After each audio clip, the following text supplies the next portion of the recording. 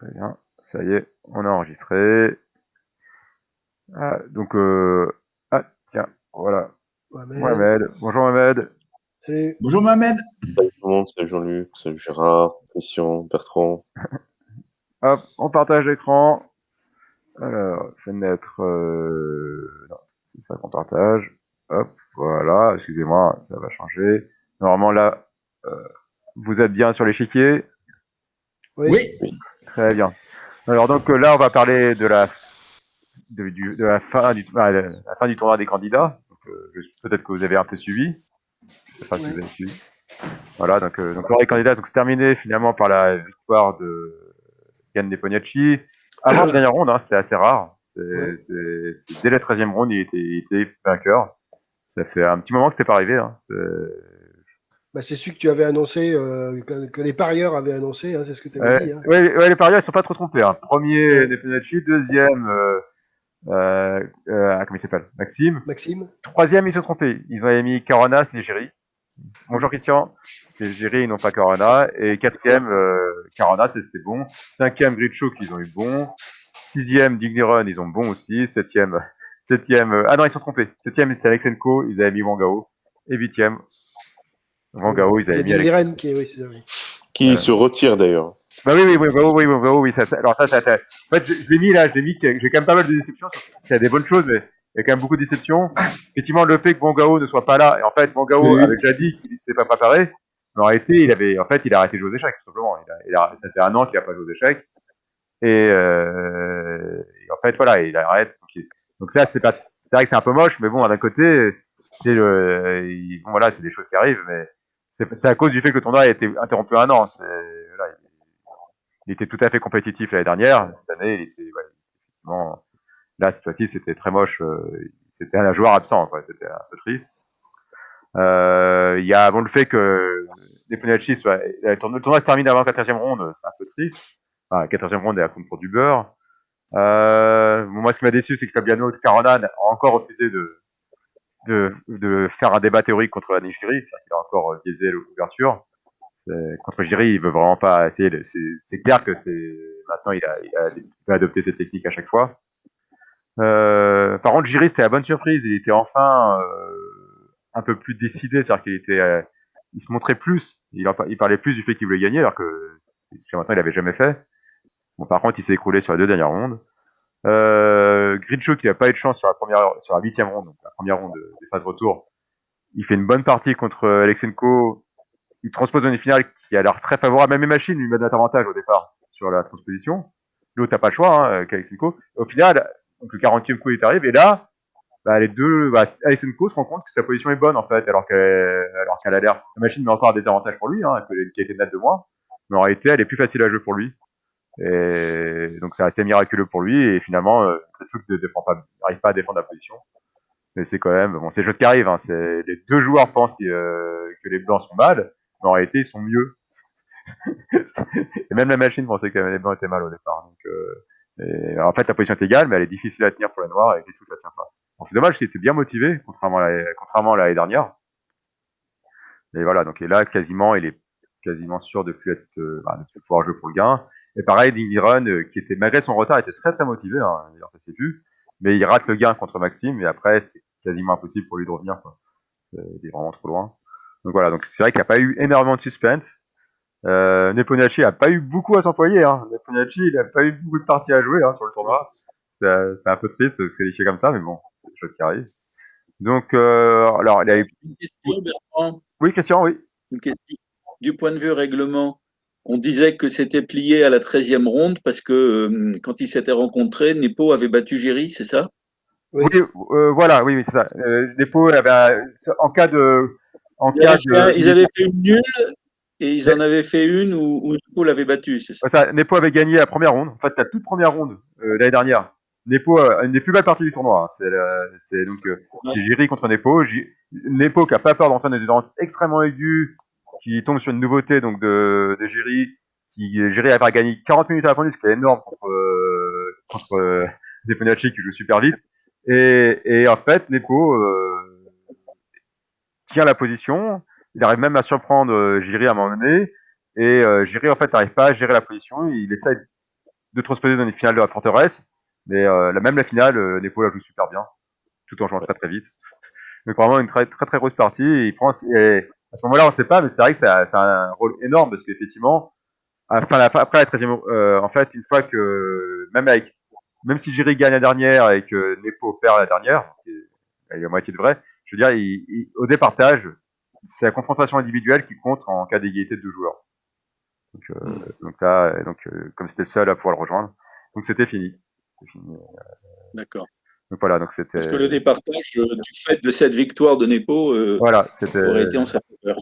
c'était en sa faveur. Tout comme si Maxime avait terminé égalité avec Nepomniachtchi en termes de points, c'est Maxime qui aurait gagné parce qu'il Ouais. avait gagné la première à l'aller et fait nul à la deuxième. Donc il aurait gagné. D'accord. C'était. Ouais, Et, gros regret pour Maxime, quoi. Il a bah, raté l'occasion. gros regret, c'est pas si simple parce que dans le tournoi, il a pas eu tant d'occasions que ça de manquer. Et même s'il les avait eu, c'est des demi-points et ça aurait peut-être pas suffi hein, pour rejoindre les pots. Si, contre, comment il s'appelle, celui qui était dernier au classement, là. C'était Alexenko. Ouais, contre Alexeco, il a gagné. Il a gagné, Maxime. Maxime a gagné contre Alexeco et Van Gogh. Il a battu les deux derniers. Il a pas fait nul? Comment? Il a pas fait nul? Ah non, non, sur les rounds 5 et 7, voilà, pardon, les rounds de 12 et 14, il avait les blancs contre les deux joueurs les plus abordables. Il a gagné, hein. Il a fait ce qu'il fallait, il a gagné. Il a gagné contre, en fait, il a perdu contre Caruana à 8e round, première round des phases de retour. Et il a perdu contre Vikchuk, qui sont quasiment les deux des plus belles parties du tournoi, en passage, hein, ces deux parties-là. Donc, bon, dans les deux cas, contre Caruana, il a la nulle dans la finale, mais elle est pas simple à annuler, hein. Même personne ne trouvait pas la nulle. Contre Gritchuk, bah en fait contre Gritchuk c'est assez malheureux, c'est-à-dire qu'il a la ronde d'avant, donc toujours avant, il avait joué contre Jiri. Il avait réussi son équipe avait réussi à trouver une ligne qui a surpris Jiri, donc il a réussi à prendre l'avantage hein, sur ce qui est pas mal hein, contre Jiri, c'est même énorme. Sauf qu'ils avaient que 2 jours pour préparer la ligne, parce que c'était Jiri avait surpris, il a quand même changé son répertoire, il s'est mis à jouer à Chesnikov, qui jouait pas jusqu'à maintenant. Moi je pensais que c'était qu'un one shot. C'est-à-dire qu'il avait joué ça contre Nepo, qui était un bon choix contre Nepo, parce que c'est pas le genre de position qu'il aime, Nepo. Et en fait, non, c'était pas one shot, hein, c'était bien, il a vraiment joué que Chesnikov. Et et Maxime, en fait, l'équipe de Maxime a trouvé une variante très vite, ils ont réussi à surprendre Jiri et à prendre un petit avantage. Cependant, Jiri joue très bien, et la position s'égalise. Et ensuite, Maxime n'y croit plus. Et quand à un moment donné, en fait, il a une occasion de garder l'avantage, de reprendre l'avantage, il y croit pas, donc il cherche juste à égaliser, à finir la partie. Donc là, il rate l'occasion, et après, la ronde suivante, il joue contre Gritchuk. Il se fait massacrer par Gritchuk, hein, c'est clair, mais il défend, et il défend très très bien. D'ailleurs, à un moment donné, Gritchuk rate un gain, c'est pas évident. Maxime trouve un coup qui fait nul, je combat que Gritchuk n'avait pas du tout vu. Gritchuk est vraiment surpris, et Gritchuk, en fait, à ce moment-là, est sur ses 30 secondes. Et là, il peut prendre la nulle par perpétuelle, c'est-à-dire qu'il peut laisser Maxime par perpétuelle, ou il refuse, et il joue un coup où la position est pas si claire. Et là, Maxime pense que c'est le bon, et il commence à croire à ses chances. Je pense que la veille, l'avant-veille, la ronde d'avant, il avait raté l'occasion contre Jiri. Là, il se dit, ce sera dommage de rater l'occasion. L'autre a plus que 30 secondes, donc il cherche s'il peut pas faire mieux que de prendre l'égaliser. Et il pense pouvoir prendre l'avantage, mais en fait, non, il se trompe. En cherchant à prendre l'avantage, il perd un pion net, en fait, il rate un pion qui est en prise, et il se retrouve perdant, alors qu'il avait obtenu la nulle. Bon, là, deux fois, il a manqué un peu d'utilité. Il s'est découragé contre Jiri, mais il il faut se rendre compte qu'il avait eu 2 rondes très difficiles, les premières et deuxième rondes. Donc là, ça s'enchaîne, il n'a pas eu de pause entre les 3 premières rondes s'enchaînent. Donc il est un peu fatigué, et effectivement, il manque de lucidité, et en plus, son adversaire avait bien réussi à neutraliser son attaque. Et bon, en plus, c'est vraiment, ça sort nulle part la combinaison qui lui donne l'avantage à Maxime. Hein. Donc, il fallait vraiment être très affûté. Donc là, effectivement, il le rate. Et encore, c'est même pas gagné. Hein. Il a juste un point de plus. Et avec un foot corps opposé, il faut quand même la gagner. C'est pas évident que ce soit gagnant. Et contre Gritchuk, effectivement, du fait, il surjoue la position et il perd. Mais même s'il avait fait ses demi-points, c'est même pas sûr qu'il soit devant Nepo. Hein, parce que, après, Nepo part contre Digneron, mais les conditions, s'il devait faire nul pour passer, il aurait peut-être fait nul. Je veux dire, voilà, la dernière ronde, il a une grosse décompression de Nepomniachtchi sur la dernière ronde. Donc voilà, donc là, Maxime, il a effectivement raté 3, en gros, il a 3 parties, c'est-à-dire qu'il a pas allé, il a son gars raté contre Grichuk, parce qu'il fait que nul alors qu'il a un gain. Contre Grichuk, il a la nulle ici, donc il a clairement un nul, mais il pense pouvoir faire plus, il perd. Et contre Jiri, il rate, il voit pas qu'il a une occasion de garder l'avantage. Mais c'est même, c'est vraiment 3 demi-points et encore juste. Et à côté de ça, il a quand même sauvé des parties qui étaient mal engagées. Donc, globalement, c'est. Il finit quand même deuxième, quoi. Ouais, il termine deuxième, mais je pense pas qu'il lui-même ne semble pas dire qu'il a des gros regrets parce qu'il a sur ce qu'il a fait, il a fait ce qu'il devait faire. Donc c'était dur en fait. Hein. Le tournoi s'est pas très bien déroulé. Hein. Nepo a été très très préservé en fait. Hein. Il va dire qu'il y avait les blancs contre les bons joueurs, il a pu faire des nuls assez solides. Et contre les joueurs où il y avait les noirs, en fait, il a eu un seul test en fait. Nepo, c'est contre Grichuk. C'est cette ronde-là. Je vais commencer par celle-là. Donc là, c'est la ronde 9, donc la deuxième ronde des phases retour. Donc Nepo a fait nul à la ronde d'avant contre Jiri. Jiri l'a surpris avec Lachesnikov. Et Nepo est relativement très content de faire nul contre Jiri, parce que sa position commençait à se sentir assez mauvaise. Il commençait à pas trop aimer sa position. Il propose une nulle en proposant un échange de fou et Jiri accepte. Donc la position encore assez égale. Donc, mais bon, si Jiri devait vraiment absolument jouer pour le gain, je pense qu'il aurait continué. Voilà. Et là, donc, il joue contre Grichuk. Donc Grichuk, donc le test sur la Grunfeld, ce qui est assez logique. Hein. On avait vu l'année dernière, il n'était pas qui n'était pas particulièrement préparé sur la Grunfeld, hein, qui jouait ses lignes habituelles, mais qu'il n'avait pas de préparation spécifique contre les lignes à la mode. Donc donc une grande ligne de la Grunfeld pour l'instant. Pas surprise. Donc là, il joue la ligne Tourbillon, la ligne moderne, donc, qui avait été remis à la mode par Kasparov dans les années 80, il me semble, 80-90, et qui a vraiment une très très grosse mode dans la fin des années 90. Ça avait même fait quasi disparaître la Grunfeld pendant 3-4 ans, avant que la ligne soit corrigée côté noir. Donc petit rock, la grande ligne. Et là, vraiment surprise, il joue le coup H3. Alors H3, c'est un coup déjà rare, mais sur cette position-là. Voilà, H3, ça existe dans cette position-là. Petit rock. Et là, par contre, on joue pas tour B1. Donc, on joue fou 2, on joue fou 3. Donc, résultat, la ligne là, H3, est vraiment rarissime. C'est pas vraiment une nouveauté, hein, mais c'est une ligne qui a quasiment jamais été jouée au niveau.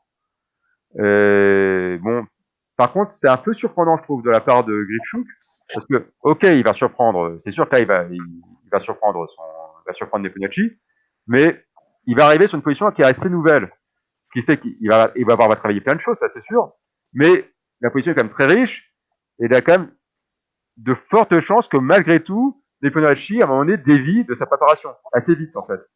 Donc, alors que s'il avait joué une très grande ligne, ou comme avait fait par exemple Vangao, Caruana contre Nepomniachtchi, déjà a priori ça n'a pas changé.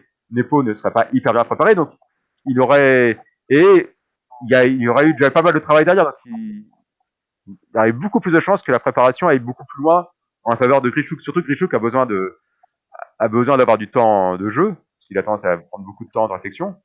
Donc je trouve ça bizarre de jouer si tôt une nouveauté à un coup, de sortir si tôt de son répertoire, sachant que très vite, lui-même va se retrouver à devoir réfléchir, ce qui n'est pas forcément une bonne idée. Bon, il y a quand même toujours l'idée que le premier qui dévie de ce qui est établi a un petit avantage, puisqu'il a éventuellement court-circuité la nouveauté que l'autre avait préparée. Oui, mais sauf que, oui, c'est l'idée, mais Nepomniachtchi a clairement montré la dernière que, donc là, ça a peut-être changé cette année, mais l'année dernière, il n'avait pas préparé la Grunfeld. Il n'avait rien préparé de nouveau. Il avait décidé d'accepter toutes les finales inférieures de la Grunfeld, et il estimait qu'il était capable de tenir. Il avait tenu contre Caruana, par exemple. Après, cette pris une grosse préparation de Caruana. Bon, mais il avait, en fait, c'était impressionnant parce qu'il avait commencé à réfléchir avant même la nouveauté théorique de Caruana. C'est-à-dire qu'il était vraiment pas du tout préparé sur la ligne qui était attendue. Et un joueur comme moi qui joue à Grunfeld, cette ligne-là, j'attendais qu'elle soit jouée, aussi bien contre Maxime que contre Nepomniachtchi. Et je m'attendais, qu'est-ce qu'il y avait les Noirs, parce que il y a vraiment en difficulté pour les Noirs. Donc je m'attendais, est-ce qu'ils ont trouvé quelque chose de nouveau. Et là, Nepo, il arrive vraiment les mains dans les poches. Il était venu dans les mains dans la poche, il avait estimé qu'il était capable de tenir la position, donc il avait demandé à son équipe de ne pas travailler ça. Tant pis, sur ça, il estimait qu'il serait capable de tenir la finale. Ce qu'il a réussi à faire. Il a tenu la finale contre Caruana. très difficilement, mais dès que Caronda a fait une imprécision, il avait trouvé la nulle tout de suite. Et donc c'est pour ça que je trouve ça un peu étonnant de la part. C'est normal effectivement de voir, comme Maxime a fait contre Giry. Maxime contre Giry, très très tôt, il avait effectivement joué une nouveauté, ce qui est contre Giry plutôt bien vu, parce que Giry est très bien préparé. Mais par contre, Neponacci, j'y crois. J'ai vraiment tendance à croire qu'il avait rien de. Je pense pas qu'il avait quelque chose de nouveau en fait sur sa conquête. Donc c'est pour ça que je pense pas que ce soit le meilleur plan de la part de Gritchou. Après, la ligne est quand même intéressante, on va voir. Après, c'est simple. Donc t'as KS et 6. Donc aider les blancs sacrifier un pion. Donc là, c'est un thème assez classique avec tour B1. Donc les blancs ont sacrifié un pion, mais on voit quand même qu'ils ont une très belle dame, une belle tour bien placée. Ils vont chasser le cavalier. C'est quand même pas mal. Ils ont éliminé le fou de case noire, ce qui est toujours agréable en fait. Le roi est quand même peut se retrouver en danger. Alors le coup critique, le coup des machines, c'est cavalier à 5. C'est le coup de machine et le coup des théoriciens. Ça avait déjà été analysé cette position. Et là, demi-surprise, mais c'est le coup qui existe aussi, beaucoup plus sage qu'à des 4. Tout de suite, on redonne le pion pour éviter de se retrouver avec un cavalier qui est hors jeu. Le cavalier. Parce que là, c'est pire que d'habitude. Parce que d'habitude, il n'y a plus le pion C. Résultat, on peut, par la colonne C, on peut essayer d'aider le cavalier. Ici, le pion C5 gêne le cavalier A5, en fait. Clairement, il va jamais gagner avec AC4. Donc le cavalier, la seule façon de le recycler, c'est de revenir ici en B7. Mais en B7, il n'a pas tant d'avenir, parce qu'en D6, il y a quand même le 5. Donc c'est-à-dire qu'il n'est pas stable. Donc le cavalier est vraiment très très laid en A5. C'est vraiment, là, c'est vraiment un très mauvais cavalier. C'est pire que d'habitude. C'est pire que ce qu'on a d'habitude sur la Greenfell. D'habitude, on joue pour la KC4. Là, on n'a aucun moyen de jouer pour la KC4. Donc c'est quand même la grande ligne, c'est quand même la ligne conseillée. Mais là, je pense que Gritchuk aura été super bien préparé. Alors, sur le KD4, il était quand même préparé, faut pas croire. C'est quand même le deuxième coup. Donc là, c'est une préparation qu'il a eu le temps de faire avant le tournoi. C'est pas une préparation pendant le tournoi. Donc, là, clairement, Gritchuk est encore préparé. Quand il prend, c'est franc. Et là, il a pas pris en D4. Si on prend en D4, c'est jouable pour blanc. Mais c'est vrai que la dame A5 est gratuite, qui attaque à 2. On fait l'échange de dames, et on a une finale assez type en 5, un peu de coup. Il faut jouer aussi au 6. Pour des 8, vraiment beaucoup de coups. C'est une finale typique de la Grünfeld, qui est plutôt favorable aux blancs parce qu'ils ont un droit plus actif. Mais il y a quand même des bonnes chances que les noirs tiennent à nul. Et donc là, il avait vu, regardez un peu plus loin, quand même, il avait vu que c'est 4. Et en fait, il prépare le petit roc et il va prendre dans le 4 plus tard. Bien sûr, les noirs. Oui, en fait, ce qu'on peut remarquer, c'est que il a déjà la dame en D2, donc c'est pas le gain de temps qu'on aurait si la dame était encore en D1. En plus, dame oui. D4. En plus, oui. Oui, en plus, là, il n'y a pas de gain de temps, donc on comprend qu'ils ne prennent pas tout de suite. Ah oui, oui. Alors, la position est quand même légèrement favorable pour blanc, mais il essaie d'y avoir mieux quand même. C'est normal, parce que ça, effectivement, c'est typiquement le truc de changer de choses. C'est typiquement ce que recherche Nepo. La Grünfeld, là, actuellement, il vient faire pour gagner avec la Grünfeld, il vient pour jouer des finales inférieures, il estime pouvoir tenir. Et typiquement, c'est ce qu'il aurait voulu. Donc, fou C4, c'est quand même plus ambitieux, oui. Bon, bien sûr, les noirs conservent le pion par E5. Les blancs rock, ça, il est toujours dans sa préparation. Et là, alors E5, c'est pas le coup favori des machines, en fait, mais bon. Et ici, dame D6, et là, encore une fois, c'est un coup que les machines n'aiment pas trop. Donc, cahier D4, dame D6, c'est déjà deux coups qui sont, où il est toujours dans sa prépa, malgré tout, mais s'il joue pas, même si, bon, on sait pas pourquoi, mais même quand il est dans cette prépa, il restitue pas, donc il commence déjà un peu à réfléchir, pas trop, il réfléchit un peu, il vérifie un peu ses analyses, F4. Donc ça, les machines n'aiment pas du tout cette position-là. Pour les noirs, enfin, pas du tout. C'est-à-dire qu'à mettre 0,5, je crois davantage pour, enfin, pas Sophie. Les lilas, mais 0,5.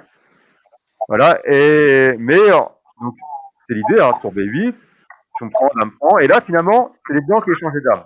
Alors, ça paraît étonnant, parce que tout à l'heure, on a refusé l'échange de dames, et maintenant, on échange les dames. Alors, qu'est-ce qui a changé? C'est la structure qui a changé déjà. Tout à l'heure, si on avait échangé les dames, le pion était toujours en E7. Donc, le pion D n'était pas passé. Maintenant, quand on est ici, après échange de dames, ce pion D est un pion passé. C'était quand même nettement plus intéressant. D'autre part, la colonne F est ouverte. Et on voit quand même qu'après échange de dames, c'est assez facile de doubler les tours. Et en plus, ce pion D. Il y a une pression sur F7. Voilà, il y a une pression énorme sur F7, il y a un pion D passé, le pion D4 est perdu, clairement. Là, le pion D4 est intenable. Donc c'est vrai que la position a l'air quand même super forte. En direct, moi je suis Fassinet joue ça, et c'est vrai qu'ils voyaient, ils avaient du mal à défendre la position noire. C'est pas facile. D'ailleurs, c'est pas facile. Là, il va quand même trouver des jolis coups. Donc ça, c'est vrai que ça a l'air intéressant. Donc il échange les dames, on prend. Tour 8. Voilà, déjà une première défense maligne. Ici, qu'avait vu Pourquoi il n'a pas joué tour F1 Pourquoi ici il n'a pas joué tour F1 Comment il s'appelle Fetchuk, Alexander. Pourquoi il fait pas tour BF1 Qui a l'air super fort. Bah, sans doute F5. Alors, Ça a l'air de alors, tenir. F5, effectivement, c'est un coup tentant. F5, à chaque fois j'oublie qu'il y a le meilleur coup. Je crois que c'est E prend F5 d'abord. Si fou prend, je crois qu'on peut même jouer G4. Mhm. Ah oui, très embêtant. Oui, Et c'est assez compliqué. Hein. La tour rentre en oui, septième. oui. Et, Oui, oui. la machine dit que ça tient, je Oui. crois. La machine dit que Ah c'est bon, tenable mais pour noir, mais non, pour un joueur en pratique, c'est difficile. ouais, là, Parce c'est que assez dur. t'as pas la case D7 à cause de tour F7. Voilà, C'est très embêtant. Oui, oui, d'accord. c'est assez douloureux. Le cap 5 est Oui. assez douloureux. Et en fait, malgré tout, et pourtant, et donc, ce qui est étonnant, c'est que Richouk n'a pas joué de tour F1. Pourquoi il n'a pas joué de tour F1 C'est pas à cause de F5, parce que F5 est resté encore favorable. Il y a peut-être B5 alors. C'est B5, Voilà. oui. C'est B5, tour B5 B3, et ensuite, et tour B7. voilà, tour B7. C'est la magnifique défense. C'est pas compliqué, hein. C'est quand même assez joli. C'est-à-dire qu'il reste, il reste avec des pièces actives, en fait. C'est-à-dire qu'il évite, sa tour reste sur la colonne E, sa tour, en plus, pour menacer d'aller en 7 dans des bonnes conditions, à défendre de façon beaucoup moins passive. Et F5, maintenant, il devient même peut-être plus fort que là. Il peut aussi faire A5, A4 pour chasser le fond. Il a plein de Oui, possibilités. oui. Et là, c'est D'accord. déjà OK pour noir. Donc là, il s'en rend compte, Fetchuk. Et s'il joue, attends, s'il joue D6 là, Hop, B5. Pardon, B5. B3. 7. D6. Je pense que fou 6 doit suffire. d'accord. La tour défend bien. La tour n'est pas surchargée. Ouais, et là, on échange et puis E5. On a E5, quand même deux pions liés qui sont vachement forts, non? tu donnes le pion tout de suite. Ah non, d'accord, je pensais qu'elle prenait du pion, pardon, oui, effectivement. Et là, je pense que c'est même, ça peut commencer même dur à dire très dur. Ouais, non, effectivement. Mhm. Non, mais ouais, c'est Non, vrai que ça c'est saute pas aux yeux hein, que c'est bon pour noir, mais c'est assez joli, c'est une jolie défense. C'est une défense de dégagement de cette rangée. Et en fait, ça devient. D'où le fait qu'il n'ait pas joué tour F1. Voilà, et d'où le coup qu'il a joué, tout B5, pour empêcher B5. Il fait obstruction. Il attaque la tour, avec l'idée si la tour va en E5, tour F1, il plutôt un avantage. Et là, les noirs rejouent la tour qui vient d'aller en E8, et maintenant elle va en D8. Parce que maintenant, sur tour BF1, quelle est la pointe de tour D8? Pourquoi on a attiré le fou en B5? Quel est l'intérêt d'avoir attiré le fou blanc en B5? C'est la pointe de tour E8. Fou D7. Voilà, on va attaquer le fou. On profite du fait que le fou soit sans défense. S'il échange, ma tour défend sur F7. Je reprends et je défends F7. Voilà, et là j'ai une position vraiment tranquille. Donc, du fait, les blancs n'échangent pas, ils reculent. Mais là, j'attaque le fou. J'attaque la tour, ouais, très dynamique, Nepomniachtchi toujours. Et là, je défends même pas. Voilà, je fais A5, je défends même pas F7. Parce que s'il prend F7, qu'est-ce qui se passe? Voilà, A4, bien vu. Le fou est obligé d'aller en D1. Et maintenant, Tour C1. tour C1 est terrible, parce que le fou est couvé et Il n'y en a pas tour F1. Oui, oui. Donc il faut des tours D2 et roi prend F7. Voilà, tour D2, ouais, là une surcharge. La tour F2, en fait, les pièces blanches sont complètement surchargées. Ça va très vite. Donc résultat, bien sûr, les blancs ne seront pas à voir, ils prennent pas F7, ils font D6. Mais fou C4, encore une défense active. Et là, il n'y a plus rien pour blanc. C'est déjà complètement égal. Il y a donc la préparation à la. Déjà, il est plus mal au temps, il est très très mal au temps. Il a moins de 5 minutes maintenant, Jitchuk. Alors qu'il a plus d'une heure en face. Bah, donc là. Alors attention, parce fou que prend C4. Si les blancs prennent, Si les points prennent en C4. qu'est-ce qui se passe sur en C4 puis en F7. Tour prend C4. On peut prendre en F7 par exemple. Ouais. Là, je prends en D6 par exemple. Ouais. En B7. Ouais, puis le pion en D4, il est. Ah, ça, c'est. Il Faut faire attention qu'il y a des menaces de mat, faut faire attention, mais là je crois qu'il n'y a pas encore mat, donc je peux jouer ça. Alors c'est vrai que la tour F7, il a toujours pas mat, il a au moins nul pour blanc, c'est sûr. Si je joue comme ça, si je joue direct. Mais par contre, je pense pas qu'il y ait beaucoup plus que nul. Parce que le pion a l'air juste monstrueux. Oui, on a le temps de faire nul. Ouais, on peut faire nul, mais je pense pas qu'il y ait mieux. Tour F7 D2, oui. Voilà. Et c'est chaud, encore même nul, c'est pas évident. La machine dit pas que trouve pas la nulle. Elle dit que c'est pas clair. Tiens, qu'est-ce qui se passe? Elle a dit qu'il n'y a pas nul. Ah mince, il n'y a même pas nul. C'est-à-dire qu'on peut... Attends, comment c'est qu'elle a dit qu'il n'y a pas nul en faisant roi H8, roi F8, d'accord. Voilà. Et Il n'y a pas ton roi H7 à cause d'échec. Ouais, en fait, non, elle n'a pas nul. Promotion par échec. Voilà. Donc, tour F7. Non, mais si on joue la nulle, on répète les coups. Ah oui, on va en D8. Non, on va en D8. On va en D8. On va en D8. Oui, d'accord. On peut pas... Non, elle n'a pas de en nul. D8. C'est même pardon, ça. Faut faire attention.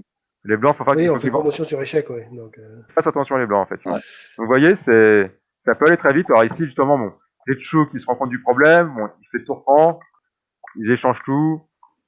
Enfin, là, ça va être une liquidation complète. Bon, là, je vous montre rapidement. C'est assez précis. Hein. Les joueurs jouent de façon précise des deux côtés. Et là, bon, ils continuent. Là, il n'y a plus rien. Ouais, là, plus rien. Vous voyez?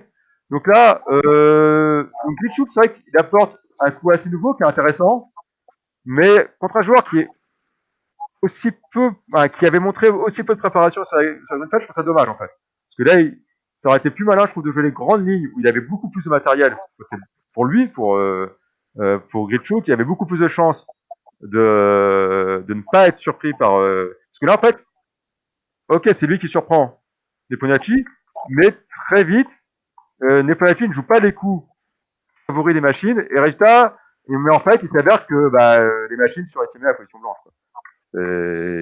Tour 8 très joli, hein. Tour 8 très joli par contre. Tour 8 avec l'idée sur fou B5, tour D8 et sur tour F1 B5, ça il trouve, là, il a mis du temps. Je pense qu'il a mis presque 10-15 minutes pour jouer tour 8. C'est un des coups qui a mis plus de temps pour la partie. Parce que c'est vrai que les autres coups sont pas perdants mais sont pénibles à défendre alors que ce qu'il a joué, c'est vrai que ça. Oui, un joueur normal joue B6 ou quelque chose comme ça. Voilà, ouais, B6, ils font aller pour la cap 5, il va te ranger. Du coup, tour F1, et tour B7 et on est passif. Ouais, surtout qu'il y a x6, tour B7, x6. Ouais. Oui, c'est très embêtant. Oui, ça, la plein de suites gênantes, c'est assez difficile à tenir. Et lui, en fait, il a joué une suite très active, mais elle a réussi à être très actif, avec des coups qui n'ont pas l'air si actifs. Enfin, tour B8, il a l'air très passif, mais en fait, non, il a l'idée de faire B5, tour B7, tour E8, la fou B5, et tour D8 avec des fous D7. Vous voyez, c'est impressionnant à quelle vitesse. La position ici, on regarde les pièces blanches, elles en ont toutes. Toutes les pièces blanches ont l'air vraiment super actives. On va parler de 4. Voilà, très actives, avec une grosse pression. Les pièces noires ont toutes l'air passives. Et c'est incroyable, c'est qu'en très très peu de coups, voilà, et là c'est les noirs qui se mettent à attaquer. En 4-5 coups, on est passé d'une position où toutes les pièces noires étaient passives à toutes les pièces noires actives quasiment. Pour D8 pas tout à fait, mais pas loin. C'est impressionnant. Ça. Donc c'est pas mal, comme c'est quand même une belle partie de Nepomniachtchi. Mais voilà, c'est pour dire, c'est quasiment la partie la plus dure qu'il a eue, Nepomniachtchi. Donc c'est ça que je trouve un peu triste. Devenir challenger, obtenir son titre de joueur, gagner le tournoi en ayant vraiment eu très peu de parties difficiles. Bon, en phase aller, si, en phase aller, il a eu des parties magnifiques. Et... Là, on a perdu quelqu'un ou tout le monde est là. Ah oui, non, c'est bon. Tiens, donc là, Jean-Luc. Tout le monde a. Donc là, Jean-Luc est présent, Christian, Gérard.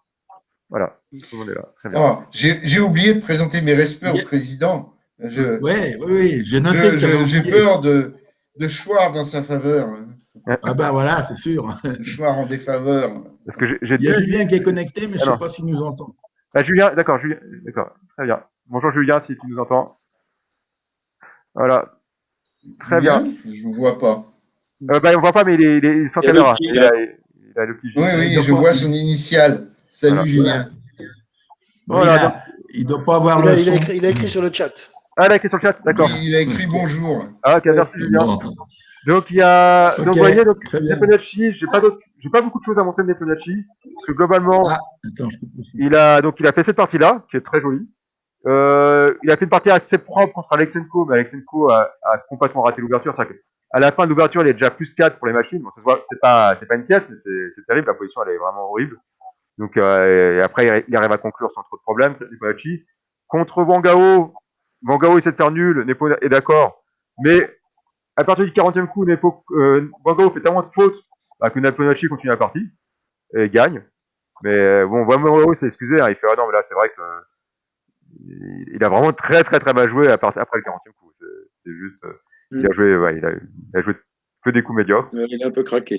Ah ouais, il n'en pouvait plus, hein, il n'en pouvait plus. D'ailleurs, il abandonne, quand il abandonne, on sait même pas pourquoi il abandonne au départ. Bon, effectivement, sa position perdante, mais Bah, pour raison de santé, il a dit. Ouais. non, mais la partie. La partie, il Ah, abandonne la contre partie, Nepo, oui. quand il abandonne contre Nepo, il y a qu'un pion de retard.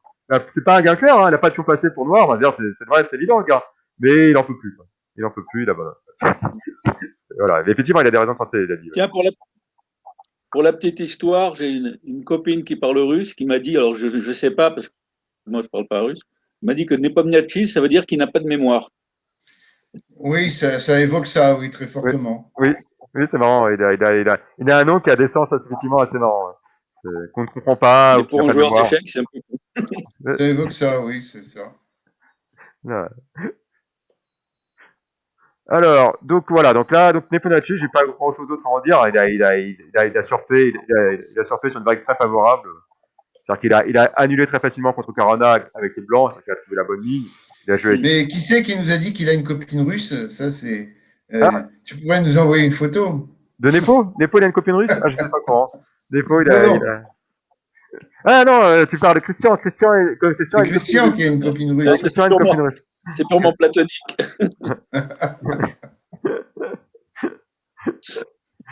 Voilà. Ouais, mais on peut prendre la photo quand même. C'est ça que veut dire Gérard. C'est Voilà. vrai. Alors, donc, voilà pour Nepo. Donc, on va voir un peu ce qui s'est passé pour le deuxième. Donc, Maxime, il a, bon, on peut pas dire qu'il n'a pas eu de chance. Il tend un peu le bâton pour se faire battre. Donc, il se prend une méga préparation de Caruana. Bon, c'était attendu, hein. Caruana, on sait qu'il est très bien préparé. Maxime, on sait qu'il ne crée pas trop de surprises.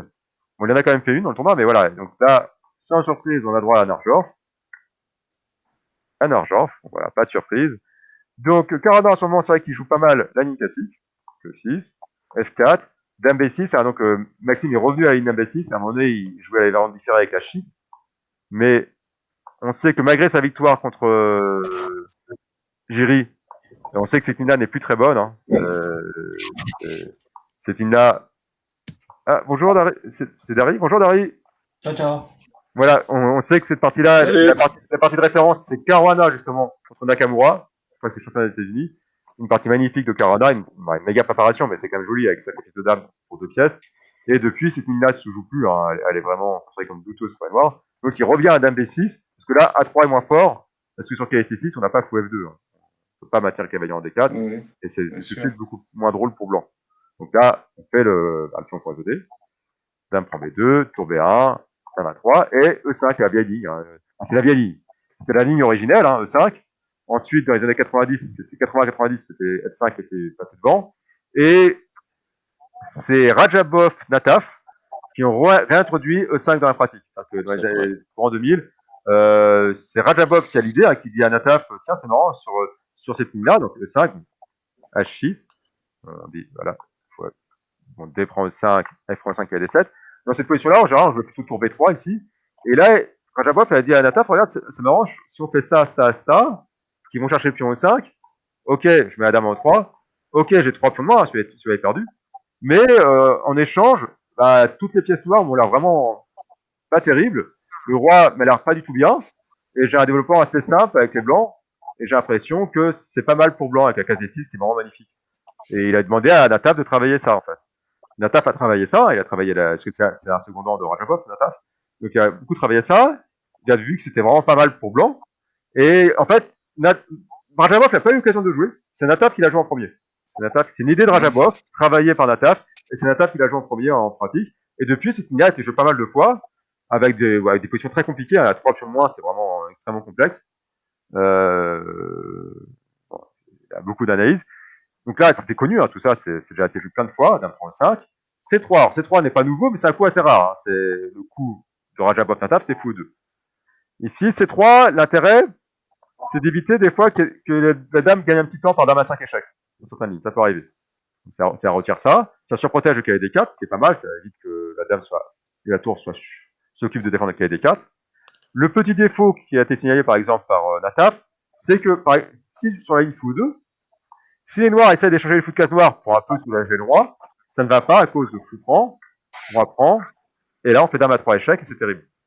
On peut pas intercepter il n'y a pas de moyen d'intercepter correctement et le cavalier vient en D6. C'est Oui. bon, c'est une horreur pour les noirs. Et là, on ne peut plus passer avec le pion C3, d'accord. Voilà. Et effectivement, le fait C3, c'est pour ça que C3, c'est pas un coup anodin.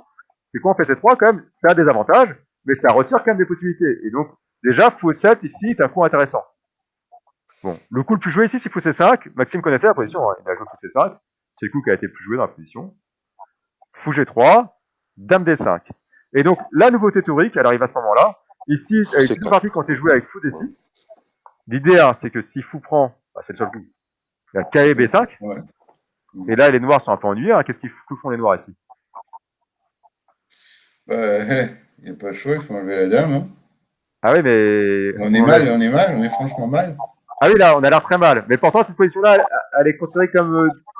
on ne sait pas trop, justement. On ne sait pas trop. Dorfman était un peu... Bon, on a le temps de jouer fou C5.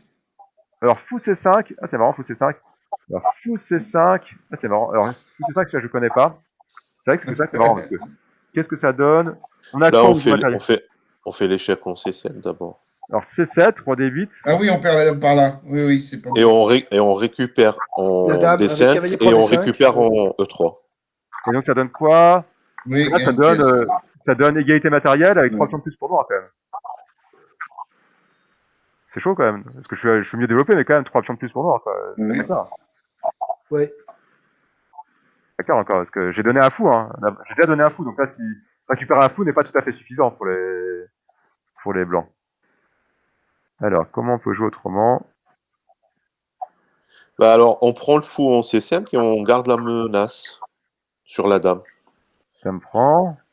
Dame prend et cavalier C7 échec. Échec, on récupère la tour. On récupère la tour. Par contre, il y a juste Alors, le cavalier la a des qualité, chances. quoi. Alors, attention, fais attention, parce que le cavalier ne retrouve pas Ouais, forcément. parfois, il peut pas sortir. Oui, c'est vrai. C'est pas si... Alors là, je pense que c'est bon pour blanc, mais pas si net. Ah non, la machine, tu vois, je me suis trompé. En fait, le cavalier ressort pas. Je croyais qu'il ressortait avec G3, mais... Donc ça va pas. Ah, c'est pas si simple, fou C5, c'est déjà une ligne pas évidente. C'est pas le coup théorique, mais c'est vrai que fou C5 est intéressant, je vois pas le... Il y a des cavaliers D6 qui ont l'air marrants, mais je suis pas sûr que ce soit le... Ah, la dame prend D6, chouette. Ah non, cavalier D6, c'est pas dame prend D6. Alors peut-être cavalier D6. Bon, ça doit être quand même cavalier C7 pour commencer. Ah bah là aussi, cavalier D6 qui est pas mal. Cavalier D6. Cavalier D6, c'est pas mal. Il y a deux cavaliers qui... Les deux... Cavalier D6, on peut pas faire dame prend. Bah, cavalier prend D6 échec. Cavalier reprend. Bah, fou prend. Ouais, ben, Tour mais là, j'ai tour prend, et là, j'ai dame contre tour et cavalier. Donc, c'est pas mal pour blanc. Si on fait, regarde, si on fait cavalier D6. Ah oui? Non, attends. On prend pas dame prend. Ah oui, d'accord. Tour prend. Non, d'accord. Là, c'est plus que ce que tu as Oui, annoncé, non, là, c'est dame gagnant. contre deux cavaliers. Ok, ça Ah, va. les dames contre deux cavaliers, ouais, c'est terrible. On n'a pas donné la tour. Deux cavaliers, deux pions, mais c'est vrai que ça va pas du tout. Donc, cavalier D6. Alors, Cavalier D6 roi E7. Voilà, et le roi peut peut-être s'échapper, ouais, effectivement, sur celle-là. Et là, c'est toujours pas ça. Bah là j'ai l'impression qu'on est bon quand même. Oui, on peut. Si, on peut faire. On gagne à paire, on fait cavalier prend C8. Ah, mais non, parce que la tour va venir garder le fou C5. Zut. Ouais. Non, Je pensais que ça faisait sauter la défense. Ah, d'accord, tu voyais. Ah oui, mais attends, mais c'est pas grave. Attends, ah oui, d'accord, ça devient. Ah oui, ça marche pas. C'est bien. Ouais, non, cavalier prend C8, tour prend C8. Et ça prend des je pensais tour prend D7, mais il y avait soit cavalier prend D7, soit. Non, ça marche pas. Et tu fais cavalier prend fou, C8, échec.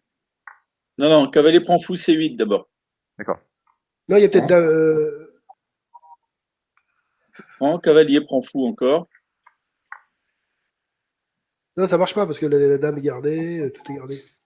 Voilà, ça tient pour vous noir. Toujours, t'es ramené au même problème en fait. Il y a peut-être dame F4. Voilà, alors j'avoue, je Cavalier Donc, bravo, c'est toi qui avais bon, Gérard. C'est KC7, dit machine. Je sais pas, hein. Ouais, c'est ce que dit la machine, mais c'est quoi la pointe? Cavalier prend C5.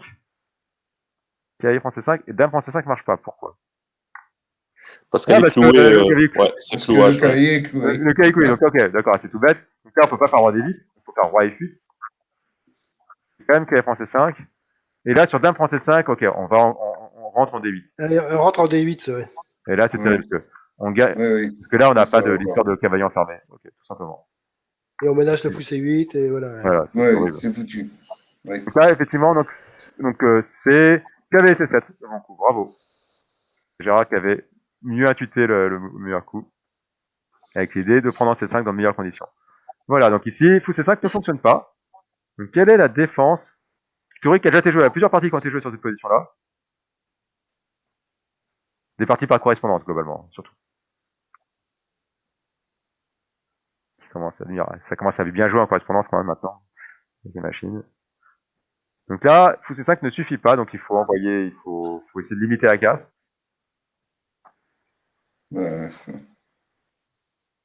Sachant qu'on a déjà une pièce d'avance, hein, quand même. Donc, et pas mal Oui. de points. Mais on peut pas se contenter de prendre la tour. Bah voilà. Donc c'est un peu. Ah si, c'est le seul coup, hein. C'est le seul coup. C'est le seul coup. On doit C'est prendre vrai. la tour. Ouais, c'est le seul coup. A priori, je suis pessimiste sur l'issue du truc. Alors, tiens, c'est marrant, moi, là, les machines disent fou au 5. Moi, je connaissais A prend B5. Bon, je connaissais A prend B5. Donc, A prend B5, A prend D6, c'est... Ouais, voilà. Et justement, donc là, la machine est plutôt égale, mais Dorfman préférait nettement les blancs, en fait.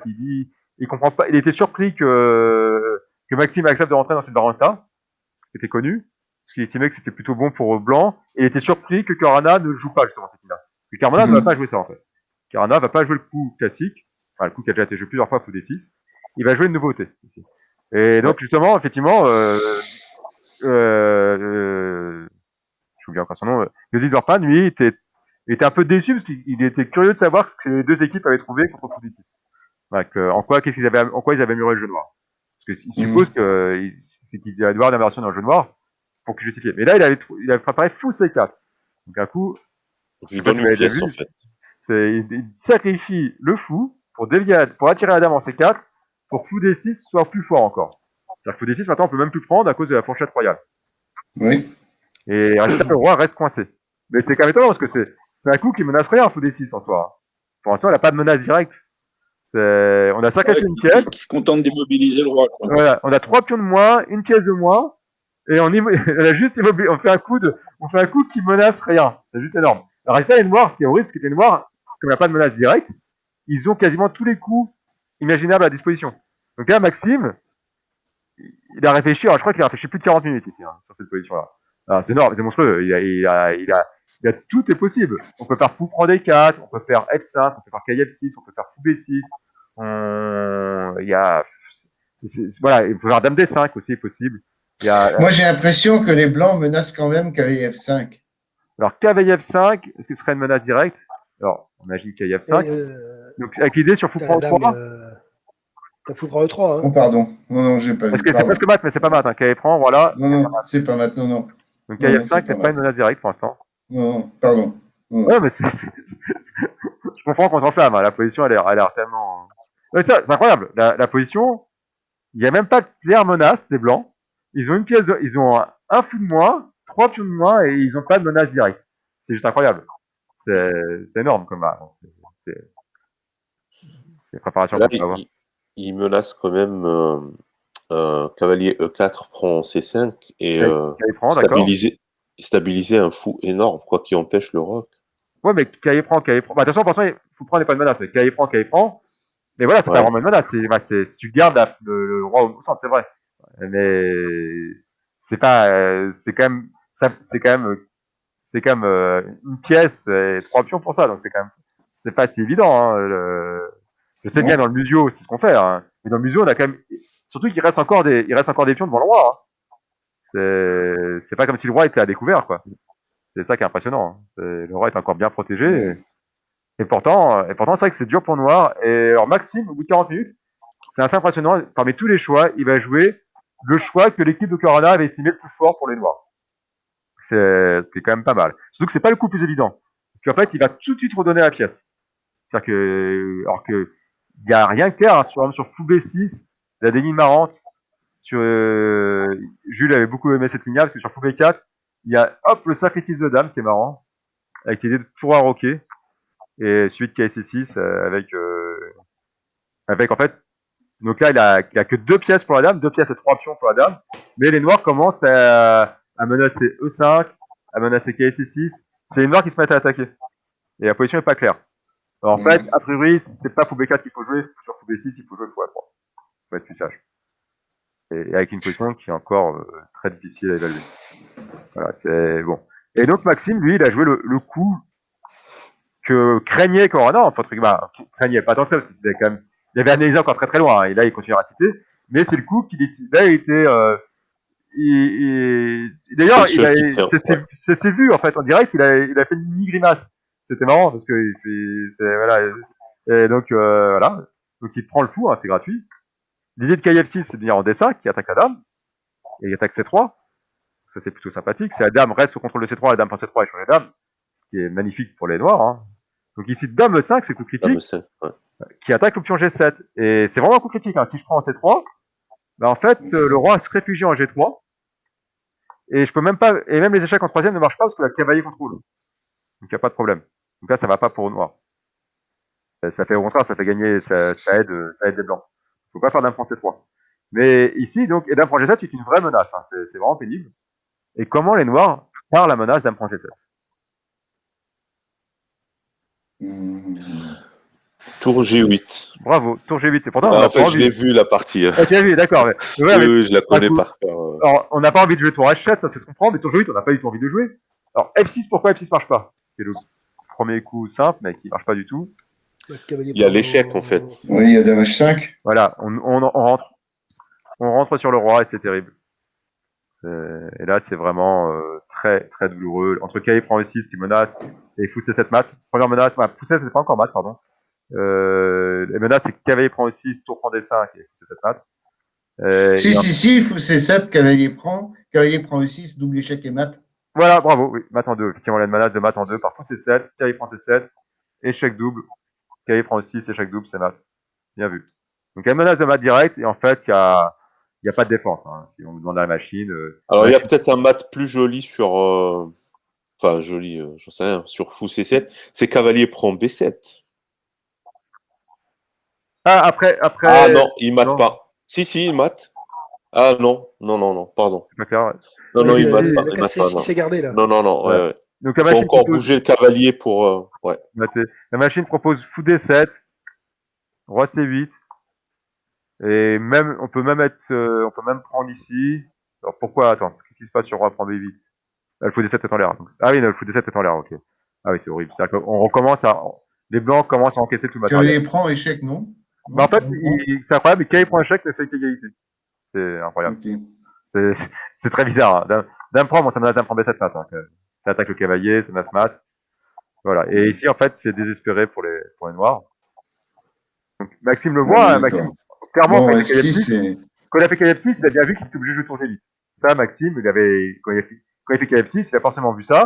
Il a forcément vu que KF prend aussi, c'est pénible. Hein. Le tour G8 est en l'air. F prend, KF prend. Et en fait, Maxime est rentré dans cette ligne-là parce qu'il a vu que dame prend C3, il changeait les dames. Et globalement, il est rentré. C'est-à-dire qu'en fait, Maxime, ce qu'il avait vu en faisant KF6, c'est qu'il faisait dame prend C3. Il échangeait les dames. Bien sûr, la KF7 échec. La tour attaque le cavalier. Mais voilà, il recule son cavalier et il joue avec une qualité de moins. Il joue avec une qualité de moins, mais deux tours quand même. Voilà, c'est ce qu'il a vu. Cette variante-là, elle est vraiment chaude, hein, parce que. Ah oui, c'est vraiment chaud. Et Maxime, c'est ce qu'il a vu quand il a joué KF6. Parce que quand il a joué, sur la nouveauté fou C4, enfin, il prend C4, c'est assez rapide. Et ici, dans cette position-là, quand il est sur fou D6, quand il joue KF6, il a vu toute cette séquence-là, toute la séquence qu'il jouait, c'est celle qu'attend Maxime. Là, il n'a pas de surprise. Voilà. Alors, pour l'histoire, c'est ce qu'attend aussi Caranda, même s'il sait que c'est pas la meilleure suite pour Noir. Il sait que dans cette situation, il sait que Caranda qui a la meilleure suite que d'apprendre C3. Alors, est-ce que vous savez, donc ça, tu as vu qu'il y avait partie, tu connais Mohamed le meilleur coup pour Noir ici? Le coup le plus fort qui est limite avantage Noir. Limite avantage pour Noir. Ouais, c'est au Noir de jouer. Ici, il y a un coup Noir. Alors, j'ai un ami qui dit, alors comment c'est que Maxime a raté ça? S'il veut. Moi, je comprends, je suis pas d'accord parce que je trouve ça monstrueux. Je sais pas, il faut voir, est-ce qu'il y a une menace de mat? Voilà. Est-ce qu'on a le temps de jouer cavalier C6 ou est-ce qu'on est mat? Alors, KC6, c'est vrai qu'il a des échecs doubles. Alors, est-ce qu'on est mat? Cavalier prend G7 échec. Cavalier prend G7. Ou cavalier C7. Cavalier C7 échec, c'est mieux. C'est quoi le mieux? Cavalier C7 ou... C'est pas si simple, hein, effectivement, parce qu'il n'y a pas d'échec immédiat. Parce que c'est vrai qu'en plus, t'as cavalier C6 contrôle des cases. Cavalier C6, on se regarde, hein. C'est attaque la dame. Alors, parce que là, il a que 2 échecs possibles, hein, c'est KS7 et KS7, parce que les autres échecs Bah, cavalier sont à C7 et dame prend D5 peut-être, mais non, ça donne pas grand-chose. Mais... Voilà, KS7, effectivement.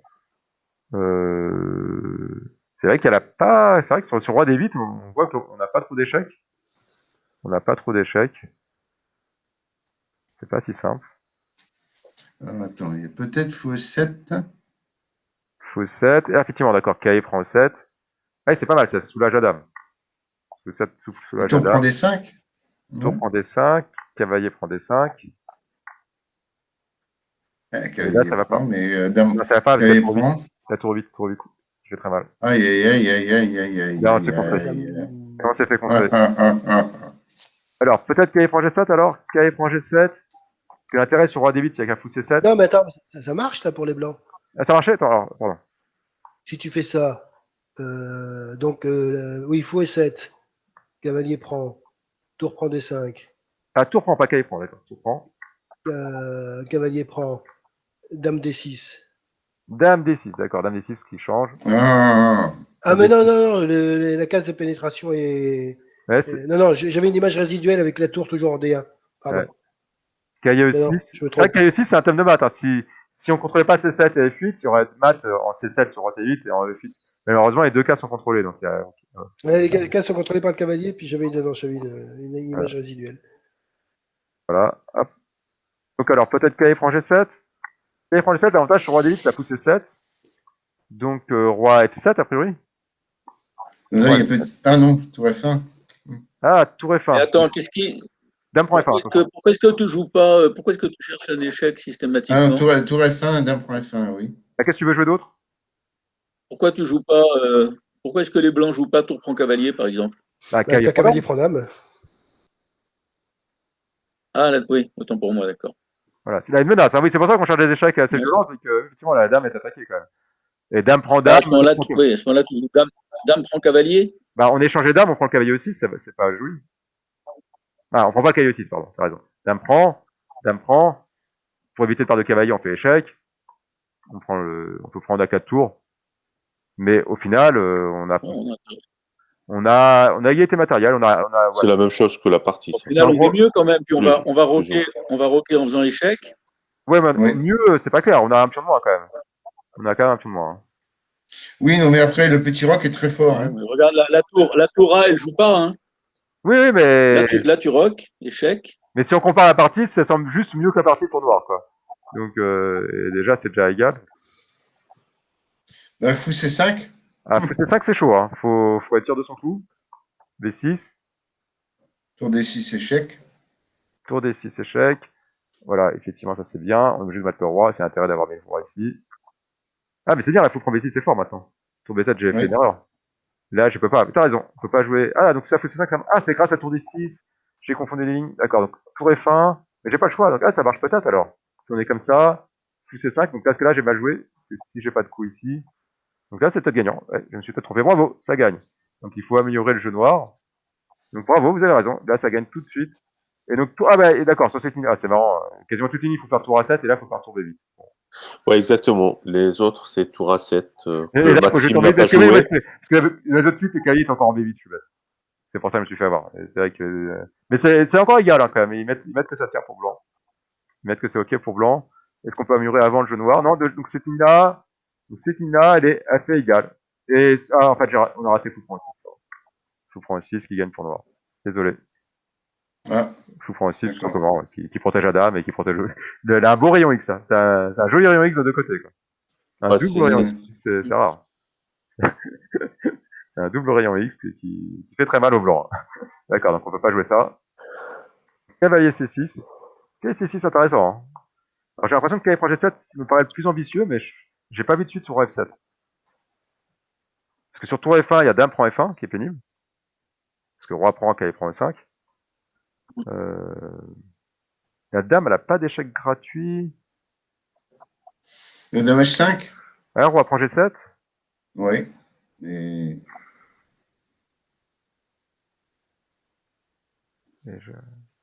Et c'est pas si simple. Non. Alors là, j'avoue que cavalier C6. Ah, en fait, c'est pas, elle a pas grand chose. C'est bien cavalier C7. Donc, alors pourquoi il va pas en D8? Je comprends pas. Ah, il estime que... Putain, malgré le retard matériel, il estime que c'est bon pour blanc.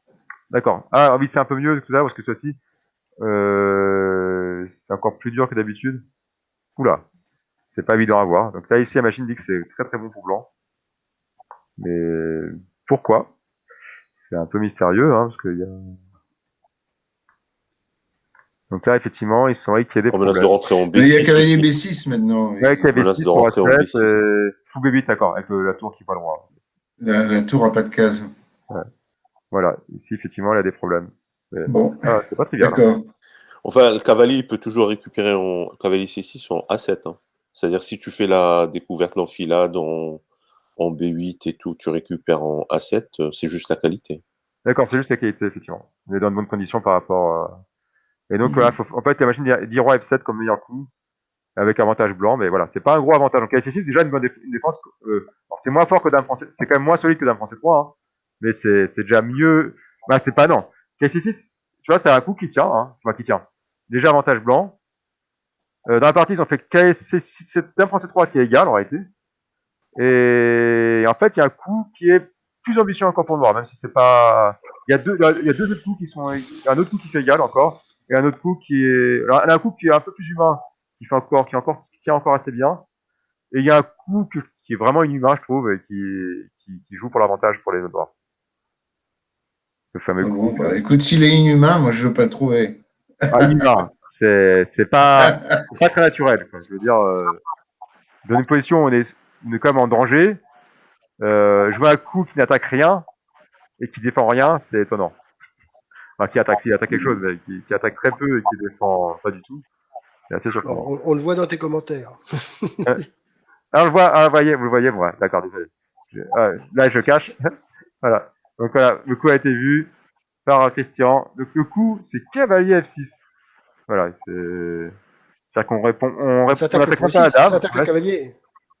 On menace le cavalier, mais le cavalier bouge avec des couvertes, c'est assez étonnant quand même. Mm.